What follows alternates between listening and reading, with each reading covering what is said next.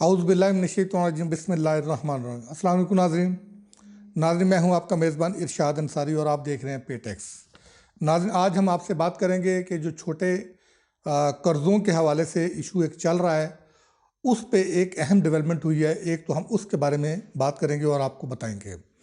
दूसरी अच्छी और खुशआइंद बात यह है कि मुल्क में जो सूद का निज़ाम है, उसके हवाले से कि सख्त सज़ाएँ रख दी गई हैं और जिन्होंने सूद पे कर्ज़े लिए हुए हैं उनको अब सिर्फ असल रकम अदा करनी होगी, सूद की रकम जो है वो अदा नहीं करनी होगी। इन दो अहम डेवलपमेंट पे आपसे बात करेंगे और फिर ये बताएंगे कि छोटे कर्ज़ों के हवाले से हुकूमत ने आम आवाम को रिलीफ देने के लिए और उनकी मुश्किलात जो है वो कम करने के लिए मज़ीद क्या जो हिकमत अमली है और स्ट्रेटजी है वो इंट्रोड्यूस करवाई है। सबसे पहले हम आते हैं जो डेवलपमेंट हुई है। देखें, सबसे जो इशू दरपेश है अहम लोगों को, वो ये है कि लोगों को झांसा दे के इन छोटे कर्ज़ों के चक्कर में फंसा के फिर उनसे भारी जो है वो फीसेस और इंटरेस्ट जो है वो वसूल किया जाता था। फिर उनका डेटा जो है वो चोरी किया जाता था और उस डेटे को उनके खिलाफ इस्तेमाल किया जाता था। उस पे अब जो है वो मुल्क के 3 बड़े शहरों में FIA साइबर क्राइम विंग जो है उसने क्रैकडाउन शुरू किया है और बाकायदा इंक्वायरी शुरू कर दी है। इंक्वायरी पहले भी चल रही थी। पहले सिर्फ लोगों से उनके ग्रीवेंसेस लिए जा रहे थे, उनकी शिकायत मसूल की जा रही थी। अब FIA ने उन फाइंडिंग की बुनियाद पे बाकायदा तौर पे एक्शन लेना शुरू कर दिया है। जी, लाहौर में जो है वो सबसे बड़ा जो ये केस सामने आया था और उस पर लाहौर में FIA साइबर जो विंग है वो एक्टिव हुआ है। उसमें जो हमें इतलात मिली हैं, ये इंफॉर्मेशन है, वो FIA के जो डिप्टी डायरेक्टर हैं साइबर क्राइम विंग के, साजिद नाम है उनका, वो इस इंक्वायरी को लीड कर रहे हैं। और इसमें अब तक 1 दर्जन से ज़्यादा जो लोग हैं जो सादा लोगों को छोटे कर्ज़ों के नाम पे बेवकूफ़ बना के लूटते थे और उनको तंग करते थे, उनको जो है वो टारगेट किया गया है, उनकी निशानदेही की गई है। उनको उनमें से 2 को जो है वो गिरफ़्तार भी किया जा चुका है। और इसी तरह रावलपिंडी, इस्लामाबाद में भी इसका आगाज़ हो चुका है। और साथ में FIA जो है, SCCP, मकामी पुलिस और जो दूसरे कंसर्न इदारे हैं जिसमें कि जैसे PTA है और इस तरह दूसरे जो इदारे हैं, वो भी इसमें उनसे इनपुट भी ले रहे हैं। उनके पास जो गाहे बगाहे डेटा आता है उस पर उनसे अपडेट ली जाती है। और फिर इसके साथ साथ इतलात ये हैं कि कंपटीशन कमीशन ऑफ पाकिस्तान भी जो है वो इसको मामले को देख रहा है कि कंपटीशन के जो लाज हैं उसकी कहीं वायलेशन तो नहीं हो रही, क्योंकि ये इतलात भी थी कि ये जो ऐप्स जो बनी हुई थी, इन्होंने जो आवाम को लूटने के लिए जो एक तरीक़ाकार बनाया हुआ था उसमें कोई बाहमी गठजोड़ करते थे। बाहमी गठजोड़ के ज़रिए ये पुरकशिश धोखाधड़ी पर मबनी जो है वो तशहीरी मुहिम चलाते थे। उस तशहीरी मुहिम के ज़रिए लोगों को अपने झांसे में जो है वो फंसाते थे। तो ये 3 साइड से जो है वो इस पे काम हो रहा है। और इसके साथ साथ securities and exchange commission of Pakistan ने भी अपना जो विजिलेंट सेल है उसको एक्टिव किया है।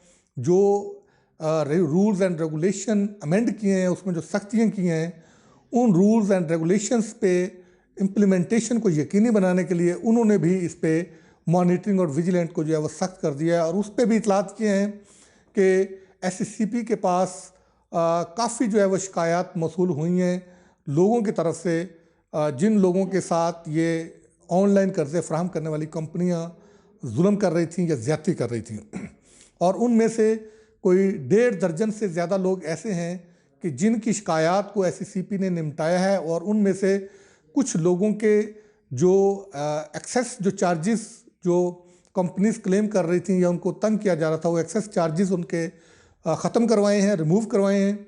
और 4 केस ऐसे हैं जो जेन्युइन केसेस से उनके जो है वो असल जो कर्जा है वो भी उनको राइट ऑफ कर दिया गया, यानी कि माफ़ कर दिया गया। ये डिजिटल लैंडिंग के हवाले से ये डेवलपमेंट है। और फिर जो आगाही मुहिमें और जो तरबीती वर्कशॉप और सेशंस हो रहे हैं, वो भी SCCP अब मुल्क के दीगर शहरों में भी इसका दायरा कार जो है वो वसी कर रहा है। और साथ साथ ये भी बताते चलें कि कुछ जो SCCP की लाइसेंस याफ्ता कंपनियां हैं, उनकी तरफ से भी अब SCCP को रजू किया गया है। और ये पहली मरतबा हुआ है कि हीट जो है अब आम आवाम की बजाय अब इन जो छोटे कर्जे फराम करने वाली कंपनियां जो आवाम को बेवकूफ़ बना के ओवर चार्जिंग कर रही थी या उनके साथ ज्यादती कर रही थी, अब ये हीट उन तक भी पहुंचना जो है वो बाज़ाब्ता तौर पे महसूस होना शुरू हो गई है। और अब ये कंपनियां भी SCCP से रजू कर रही हैं और वो भी उनसे लूप में आ रही हैं कि वो SCCP के साथ बैठ के इस बिज़नेस को बाकायदा तौर पे रेगुलेट करके और एक प्रॉपर तरीके से चलाने के लिए तैयार हैं। क्योंकि SCCP ने जो रेगुलेशन सख्त किए हैं उससे इनके लिए भी काफ़ी मुश्किलात पैदा हुई हैं और इनकी बिज़नेस की जो लागत है वो बढ़ी है। तो इसलिए ये भी चाहते हैं कि ये बैठ के कोई ऐसा रास्ता इख्तियार किया जाए कि आवाम को भी सहूलत मिले और इनका बिज़नेस भी फ्लोरिश हो या बेहतर तरीके से चले। क्योंकि अब तक की इतलात ये हैं कि ये तेज़ी से ग्रो करती हुई जो है वो सेक्टर बनता जा रहा है कि ये पिछले 1 साल के दौरान इस सेक्टर में 16 अरब रुपए के कर्जे जो है वो जारी किए गए थे। और अब जो है ये इनकी जो कर्जे लेने वाले हैं, जो छोटे कर्जे लेने वाले, उनकी तादाद कोई 5,75,000 से ज़्यादा हो गई है। और जो लैंडिंग की जो वैल्यू है वो कोई 34 अरब रुपए के करीब हो गई है। और उधर से स्टेट बैंक ऑफ पाकिस्तान ने 5 नई कंपनियों को भी NOC जारी कर दिया। और दूसरी जो डेवलपमेंट हम आपको बताने जा रहे हैं वो ये है कि वो सूद का जो कारोबार है पंजाब में, उस पे जो है वो उसको बंद करने के लिए गवर्नमेंट ने लेजिस्लेशन सख्त कर दी है।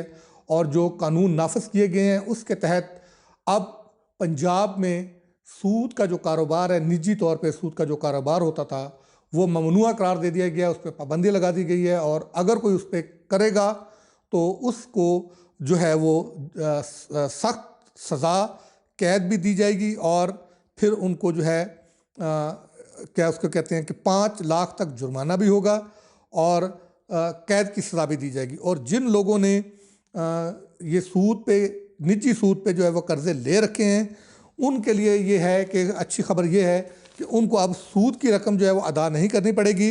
वो सिर्फ़ और सिर्फ अपना जो है असल ज़र वापस करेंगे। और अगर कोई तकाजा करता है तो उसके ख़िलाफ़ वो कार्रवाई के लिए पुलिस से भी रुजू कर सकेंगे, FIA से भी रुजू कर सकेंगे। और ऐसे लोगों के ख़िलाफ़ जो सूद का कारोबार करते हैं निजी तौर पे, उनको 10 साल तक की सज़ा और 5 लाख रुपए तक जो है वो जुर्माना किया जा सकेगा।